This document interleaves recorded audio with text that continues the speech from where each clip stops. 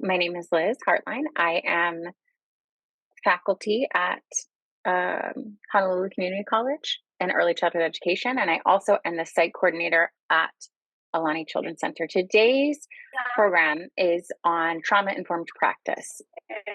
Now, we will talk about what the trauma-informed principles are and kind of do some self-examination on how we can use them to support ourselves as well as our clients. A little bit about me. This is my dog, Ellie. She is a French bulldog and she is 2 years old. She is trying to have good behavior. It is not a consistent thing, but we love her anyway. My background is in preschool administration. I taught at a Head Start, and then I was an education director and a disabilities coordinator. So my heart really is in Head Start and working with high need families, marginalized families, and stuff like that. So originally I had us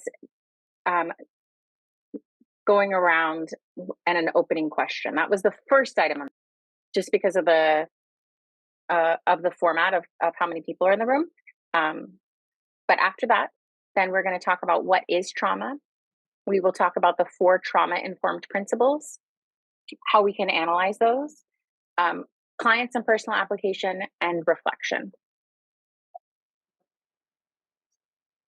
So like I said, we will skip this question, but the question that I was going to give you guys was, does a straw have 1 hole or 2?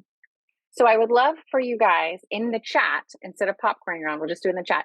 I would like to know your name, your role, your organization, and your answer to the question, does a straw have 1 hole or 2?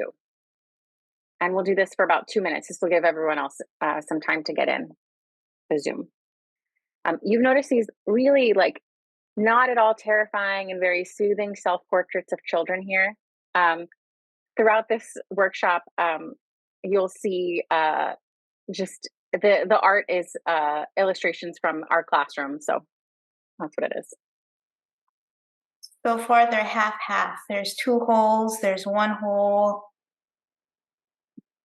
You know what? I was actually thinking I wonder if a straw has any holes at all, if there are no holes in it, because it's it is a hole, but it's kind of, to me, it feels like an elongated donut, right? Like you would stretch out a donut, but it does feel like it has 2 holes, so you can go in there and try some.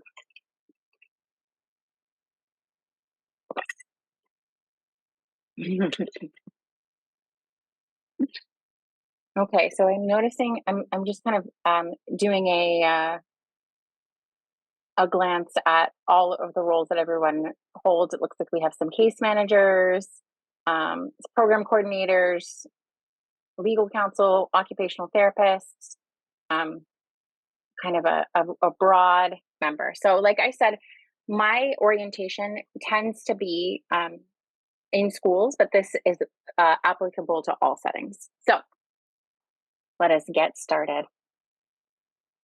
Okay, what is trauma?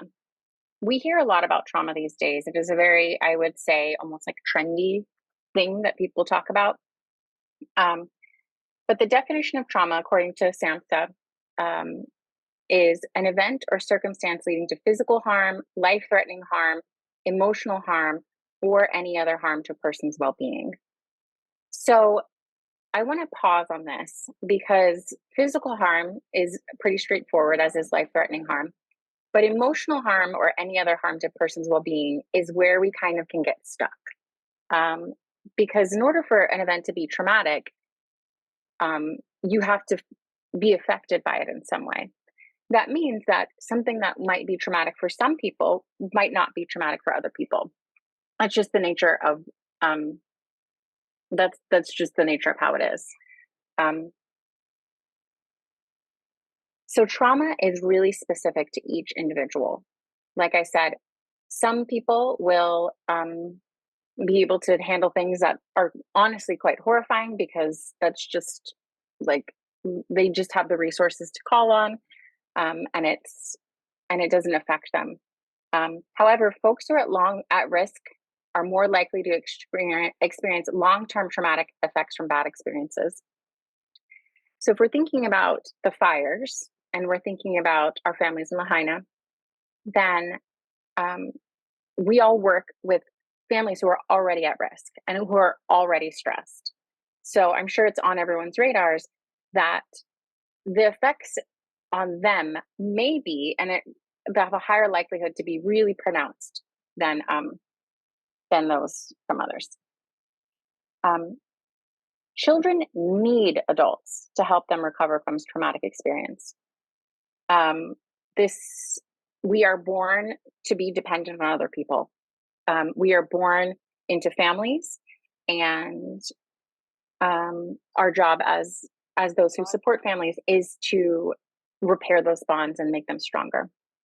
Um, Children are very, very resilient, and if they have a supportive network, then they can get out of events that are quite catastrophic without traumatic experiences because of the people that buffer them. Um, the last thing I wanted to say about this is systems can compound, cause, and increase trauma. We all work within systems, and most of our clients um, have really extensive experience within systems that are not designed to be client facing, or who are not designed with clients' interests at heart. Um, so if you think about public schools, for example, um, think about the harm that policies at public schools and the systems of public schools and the way that enrollment policies, for example, um, might cause trauma for a family, or might compound trauma for a family, or might increase trauma for a family. For example, if a child often stays at grandma's, she lives on the other side of the island, that's not their home school, so he can't enroll there. Um, that's going to make it really difficult for this child to come to school. That is then going to affect his relationship with his peers. It's going to affect his relationship with his teachers. That is going to affect his well-being at school. Whereas if the school were able to be more flexible, which we're not able to be, then that could be, say, like, okay, so he can enroll at the school where grandma's lives because that's where he usually stays. So things like this that you don't think about can have these ripple effects on our clients. You see this a lot with accessing SNAP, accessing WIC, accessing these federal programs that are really, really difficult, can be in itself a traumatic experience. So trauma-informed practice is a really kind of trendy buzzword these days. So I just wanted to break it down.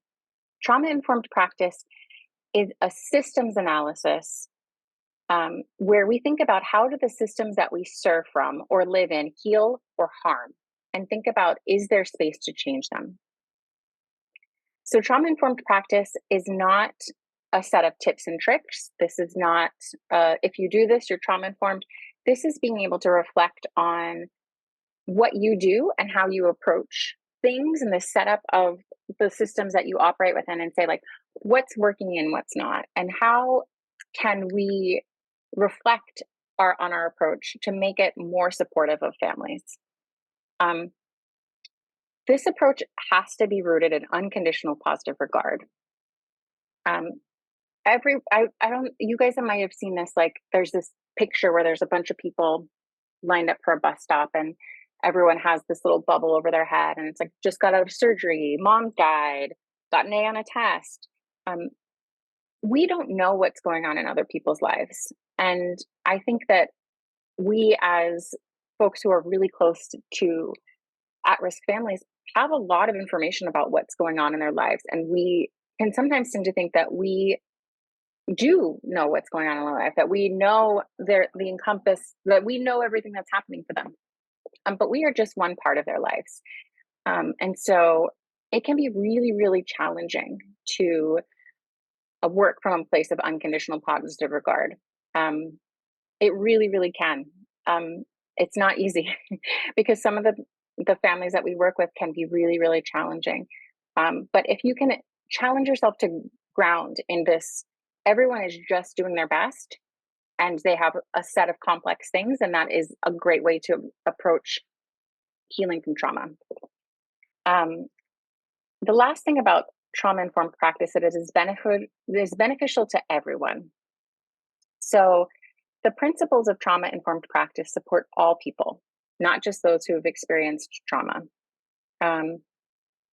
We don't need to know that someone has experienced trauma to approach them with these principles that we're about to talk on right now. So there are 4 principles of trauma-informed practice.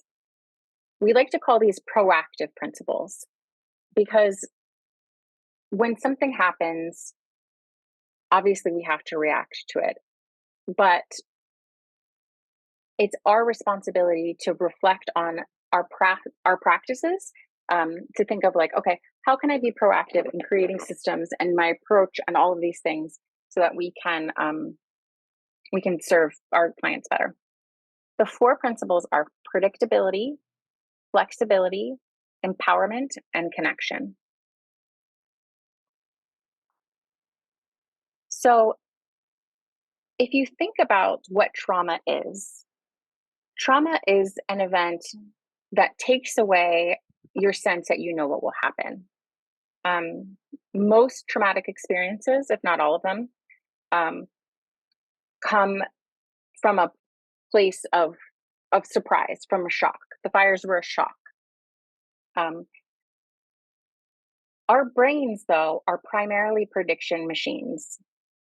If you think about how it always seems longer when you're going somewhere that you've never been than on the way back, there's a reason for that.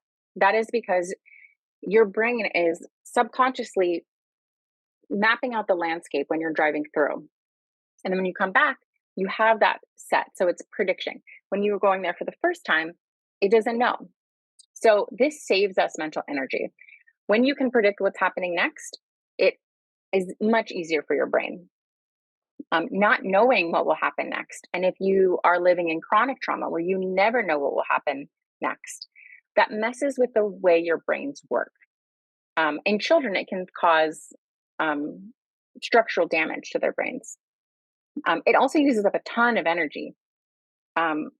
So if we can think about creating a sense of predictability to restore that sense of unpredictability that is in many people who have experienced either acute or chronic trauma, then that is a really, really good way to begin our work at implementing trauma-informed principles.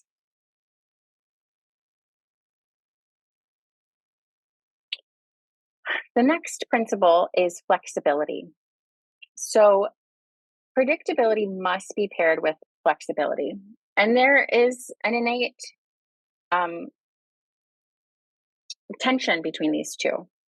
You can't, if you think something's predictable, then it might not be able to be flexible. And it's on to us to think about like, okay, what can be predictable and what should be flexible? So people who have experienced trauma need others to understand that they might not be able to be as present or together as they are used to being, and to meet that with compassion. So I have an example of this. One of my colleagues' father passed away a couple of weeks ago, and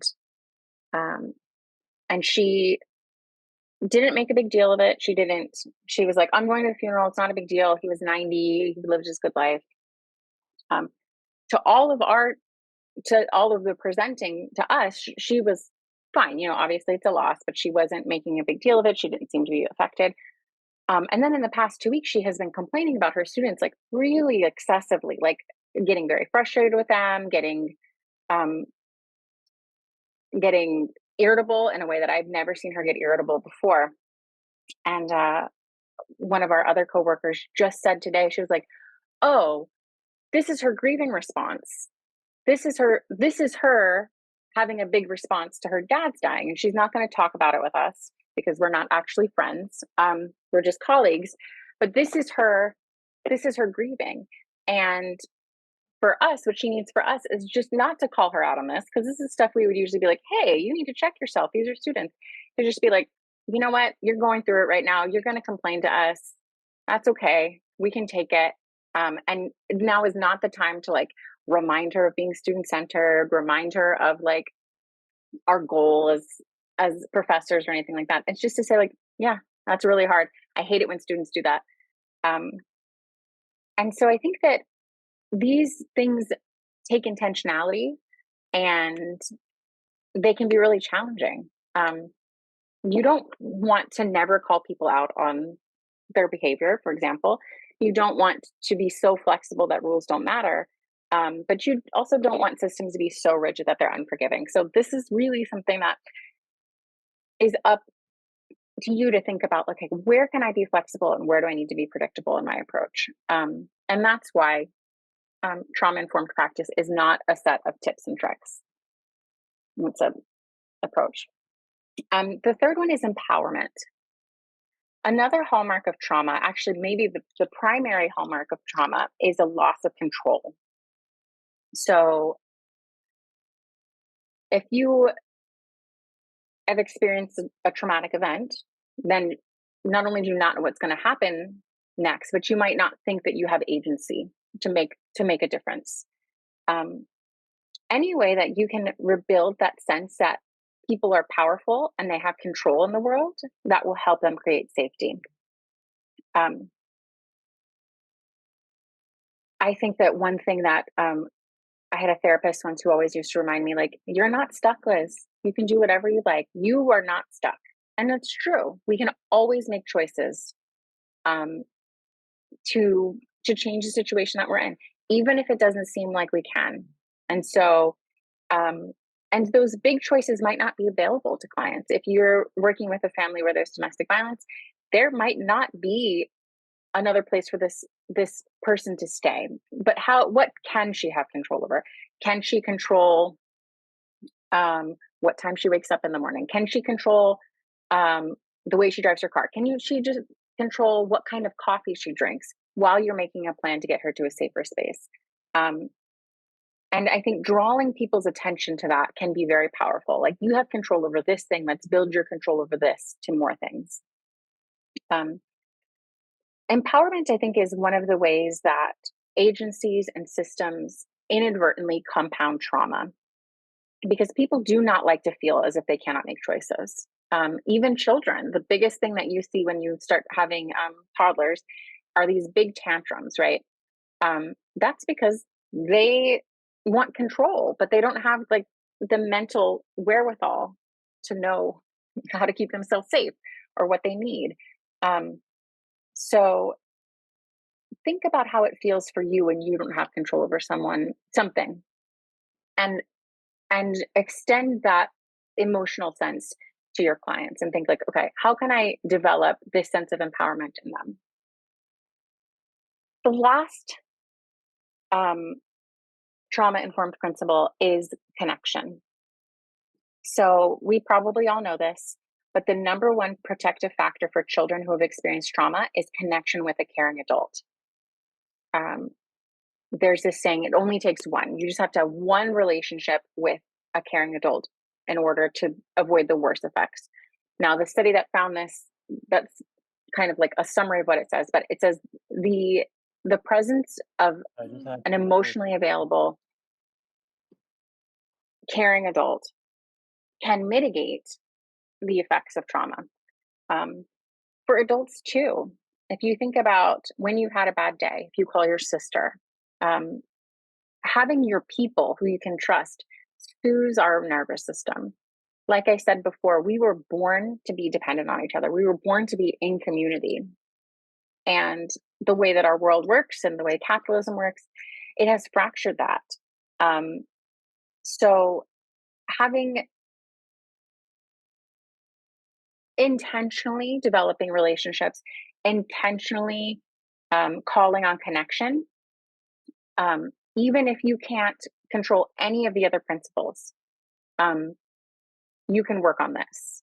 And you can support your client or yourself feeling connected to other people.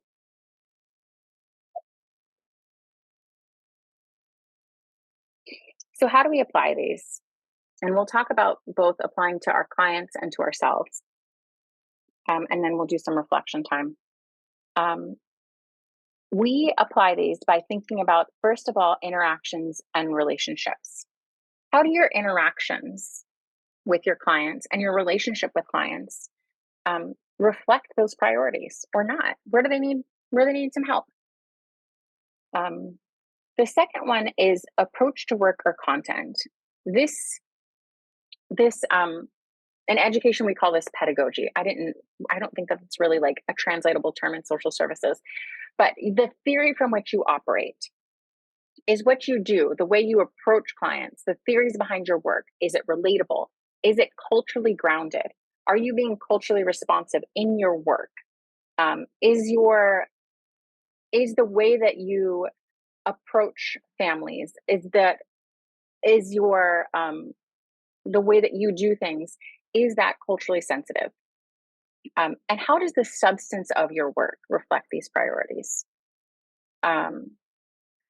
So, for example, um, in a preschool classroom, uh, one approach, like a pedagogical approach that would be very trauma informed, would be centering our curriculum around children's social emotional development.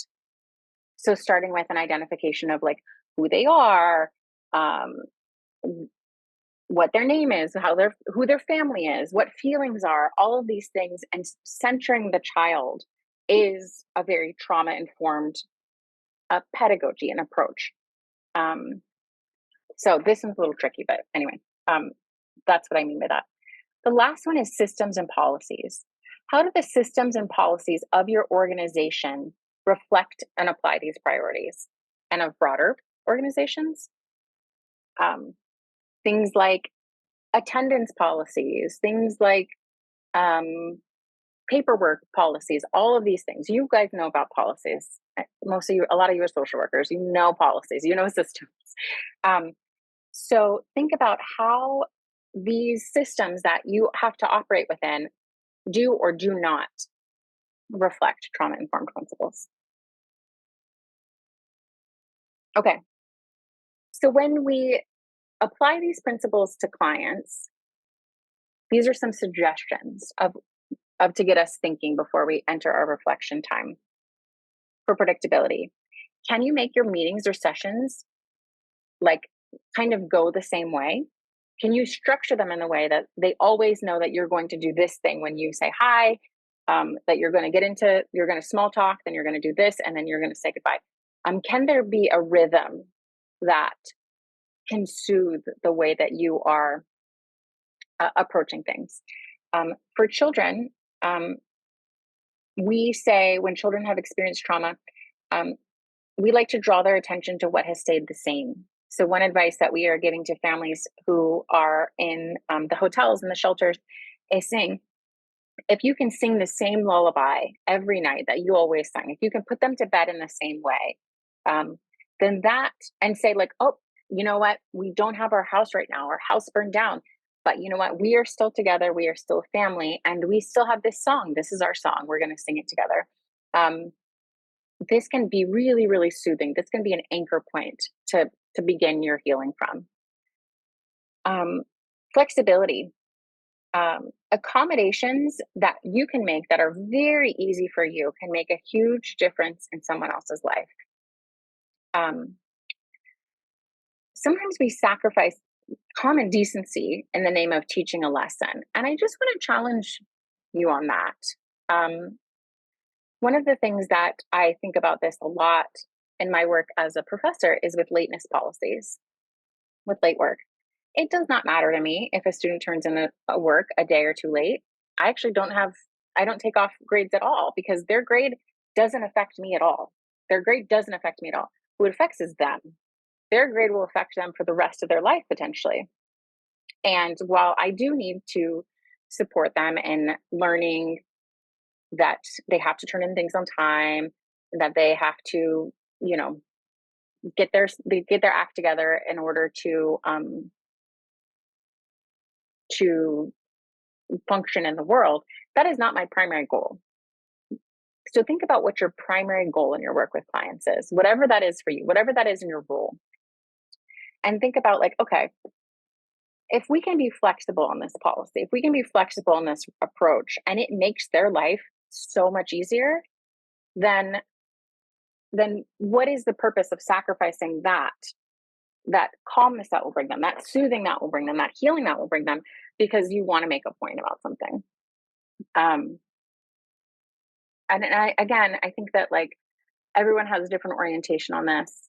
Um, but that is just one example of thinking about how we can incorporate flexibility in things that we just do because we've always done. Um, Empowerment. What can you give clients control over? And the other question that is that what are they seeking control over? So if you can just think about like what do they need? What do they want? Um, and how much of that can we support them in accessing?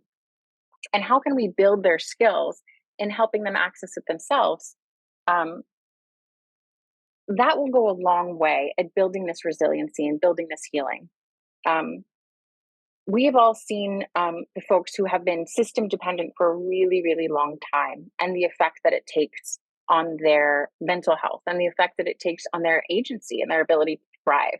Um, so, so saying, you know what, like I'll walk you down to the SNAP office, but then you're going to have to do this part by yourself, right? Um, this bridge that you can be for them. Um, the last one for connection or for applying to clients is connection. Um, some primary caregivers might not be able to be emotionally present for their children. This is what we do, right? We're working with vulnerable families.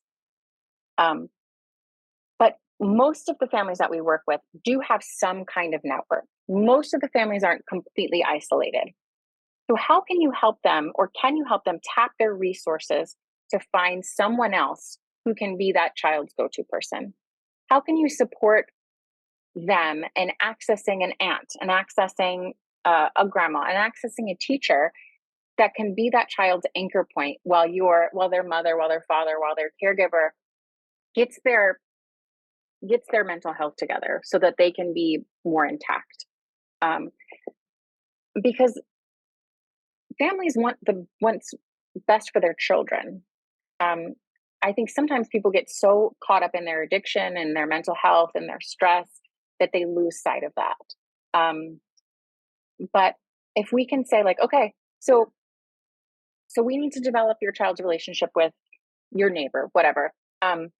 This can really support children in being well. And then the other thing is, how do you center your connection with your clients? Um, you know, this work is exhausting. It is burnout work. It can be burnout work. Um, but if you can center on the relationship, then that is what will feed you and that is what will sustain you. I think that um, one thing I was talking, I don't remember who I was talking to, it was someone on Maui. Um, and they were saying, you know, because all of the people in Lahaina are so traumatized. And I said, I want to stop you right there.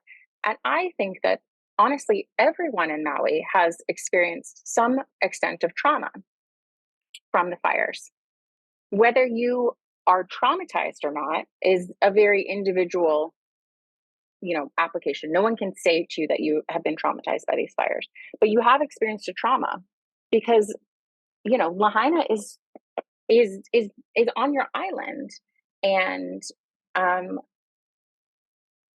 so I think that remembering that right now is a lot.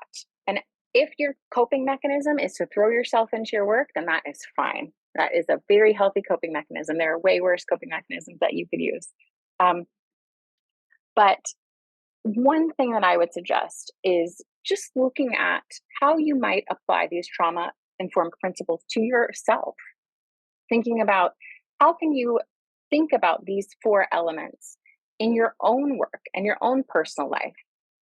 So with predictability, what routines can you create in your life that are soothing and predictable? What do you still do in your life that's the same as before the fires? So just remembering like, oh, this always happens. And I love this. And I still watch my show and I still, love my drive to work or hate my drive to work. Or I still, get to walk my dog every night and that brings me joy. And really remembering that like life goes on. Trauma is part of the human condition. Unfortunately, it just is. And so we need to be gentle with ourselves and think like, okay, how can we be predictable in things? Um, Flexibility. Um, Often the people that we are hardest on is ourselves. And I think working um, in this field where we are so centered on helping other people, um, we see people really pushing themselves to exhaustion and to be unwell because they have such high expectations of themselves. So how can you be gentle with yourself? How can you be a little more flexible with yourself to know that like if you're not eating well right now, then maybe that's okay, you know? Like maybe that's bringing you a little bit of joy. Like it's okay. You can eventually get to your diet or your food to wherever it needs to be. Um, but I just want to encourage you guys just to be a little flexible. Um, with empowerment, what reminds you that you have choices and control? How can you remember that you are in control of a lot of things? Um, every decision is an active decision. Um, so when you think about therapeutic modalities like CBT, you think about mindset. Empowerment can be a mindset. Just be like, oh, I am making a choice to go fill my water bottle. I'm making a choice to take a drink of my water right now. I have control over that. And just the act of saying, like, I have control um, makes you feel powerful, right? The last one is connection. So, who is on your support team? Who can you rely on? And are you intentionally connecting with people? Different people have different um, mechanisms of dealing with trauma and dealing with hard things. And I just want to remind you that we need people. One thing that used to happen to me, and I'm sure this has happened to most of you too, in New York, is we would have these really, really hard cases, the kids who were just going through really kind of terrible stuff. And I would go out with my friends and I would be talking about it. And then they would be in their like, other jobs, their like normal jobs at offices, and they would just get silent and they wouldn't know how to respond. And then I would be like, oh, it's okay, it's okay, it's okay. And so I think that knowing that it's really important for you to develop relationships with other people who understand how emotionally draining this work is and who understand what it's like to be exposed to all of this trauma and all of these really hard stories all of the time and then just have to go home. And so that might be your coworkers. It might not be your coworkers. It might be someone you meet in this conference. Um, but remembering that you need to connect about the work that you do in order to um, decompress from it. Okay. So I'm going to drop a link in the chat right now. I know that some of you are on your phones, so this might not be um, accessible for everyone. If you go to the Sketch platform, there is a Word document in this. So what we're going to do for about 10 minutes is um, I would like you guys to use the link in the chat to reflect on your strengths and your areas of growth on each of the 4 principles. And then we'll share out as time permits. So when you click on the link, it will ask you if you want to make a copy. Click on yes. If you don't have Gmail, then you will need to use the attachment that's in Sketch. So I just dropped it in the chat. Are there any questions about what we're doing right now? Great. Okay. So I'm going to let you guys go for about 10 minutes and then I'm going to turn my camera off and then we will circle back and I will do this myself. Okay. So let's take a few minutes just to share out either what that experience was like for you or if you feel comfortable, what your strengths or challenges were. So I will go first. I will admit, I had never done this reflection exercise before. I found it somewhere and I was like, "Ooh, this will be really fun." But I did it and I was like, "Oh my gosh, this is really difficult." Um, I think that for me, what I found is that um, I tend to be super, super flexible, but I wonder if that can be destabilizing for some of the people I work with because I'm not predictable. And it made me think about how I could build some predictability into some of my routines and to just being a little more like consistent with my responses. Um, Toby said her strength is relatability. Thank you, Toby. If anyone else would like to share, either you could just unmute yourself or in the chat is also fine. Liz, are you able to share your screen of the document so people who had a hard time can follow along with it? Yeah, for sure.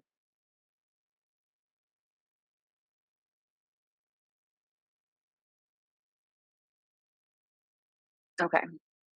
Let me zoom out a little bit for you guys.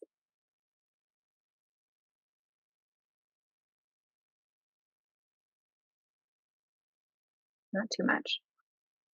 So we just had this little chart, predictability, flexibility, empowerment, and connection. Very simple. And like I said, this is in the Sketch app, and I would I would recommend you guys thinking about sharing it out with your coworkers sometimes. Great, there's some great conversation happening in the chat. Okay, so we will keep going. I'm going to switch my screen share.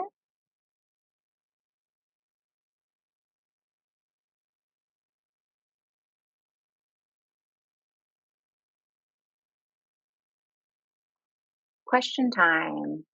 This is all that we have for this session. So I would love to hear any questions that you guys have about this. Um, any thoughts, concerns? Alicia says she tries to strive for flexibility at work, and when she stresses, decreases. Yeah, it's interesting.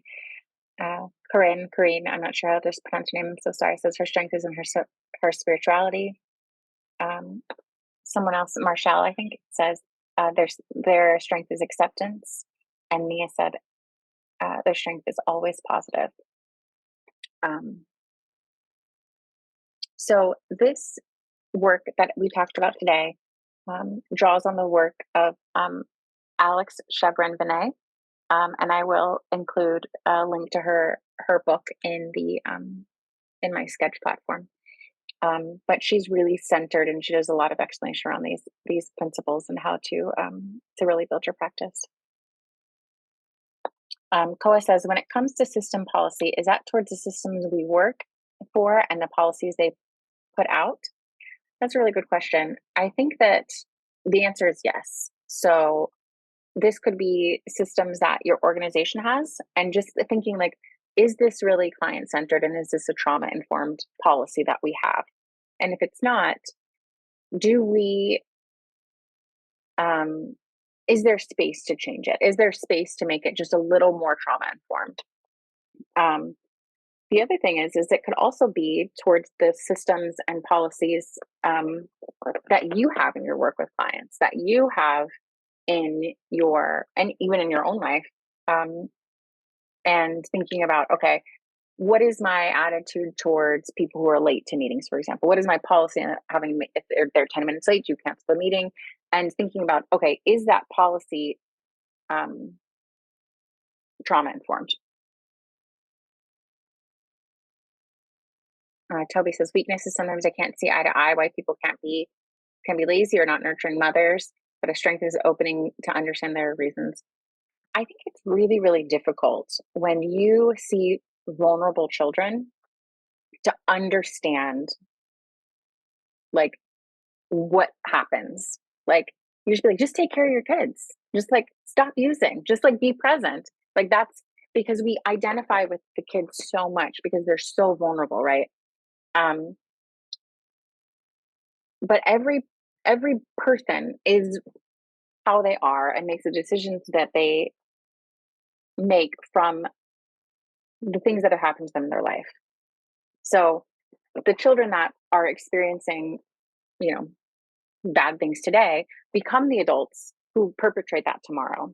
And so if you think about the way that we learn to be in relationship, it is from our families. And so, but I'm with you. Like it's so hard to see parents and be like, just do better, just do better. You can do better. I know you can do better. And then they just can't. And so just being like, okay, how can we support them? Yeah. Marshall says having the system be accountable. Yeah. hmm I think that's one thing that is challenging for me is that, like I said, because I am so flexible, um, like there is like I think that I tend to be towards the like, oh, it's okay, it's okay, it's okay, it's okay. But that also can be really unhelpful.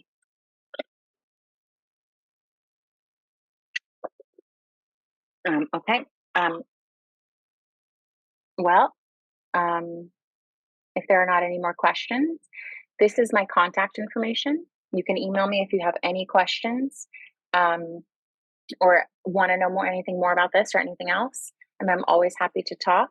And thank you so much for your time today, and have a great rest of your conference, guys. Thank you. All right, mahalo.